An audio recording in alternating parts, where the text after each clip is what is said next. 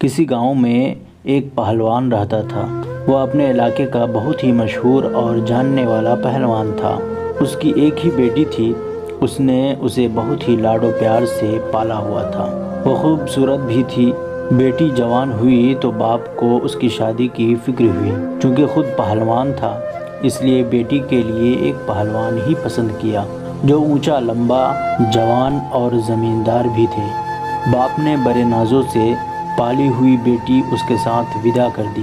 ہفتہ بھی نہ گزرے تھے کہ پہلوان داماد نے بیٹی کو مار پیٹ کر نکال دیا کہ اسے تو گھر کا کوئی کام نہیں آتا۔ باپ کا دل بہت رنجیدہ ہوا مگر کسی کو کچھ نہ کہا کہ فضول میں تماشا بنے۔ اس نے اپنی بیوی سے کہا کہ اسے سارے کام سکھاؤ۔ ماں نے بیٹی کو جھاڑو، پوچھا، کھانا پکانا سب کچھ سکھا دیا۔ چند مہینوں کے بعد صلح ہوئی اور باپ نے داماد کو بلا کر معافی مانگی۔ کہا ہم شرمندہ ہیں، بہت لاڈ و پیار سے پالی تھی اور پھر رخصت کر دیا۔ ابھی 6 ماہ نہ گزرے تھے کہ اس نے پھر بیٹی کو مار پیٹ کر میکے بھیج دیا کہ اسے تو سلائی کا کام نہیں آتا۔ پہلوان پھر بہت پریشان ہو گیا اور اپنی بیوی سے کہا کہ اسے سلائی کا کام بھی سکھاؤ۔ بیوی نے سلائی، کڑھائی، رضائیاں، یہاں تک کہ پراٹھے بنانے بھی سکھا دیے۔ پھر داماد کو بلایا، غلطی کی معافی مانگی اور بیٹی کو رخصت کر دیا۔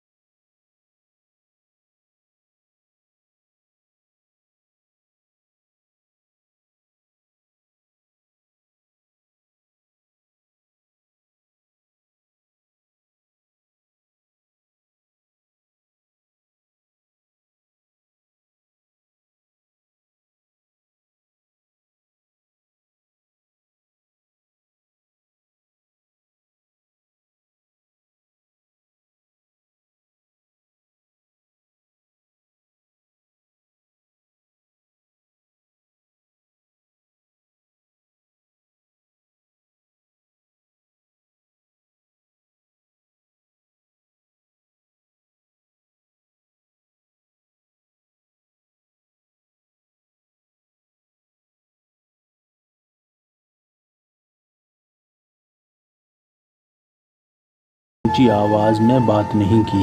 باپ نے بیٹی کو کیا سکھایا آپ بھی جان گئے ہوں گے۔ ہر چیز ماں کے سکھانے کی نہیں ہوتی۔ کچھ باتیں، کچھ اعتماد باپ بھی بیٹیوں میں لاتا ہے۔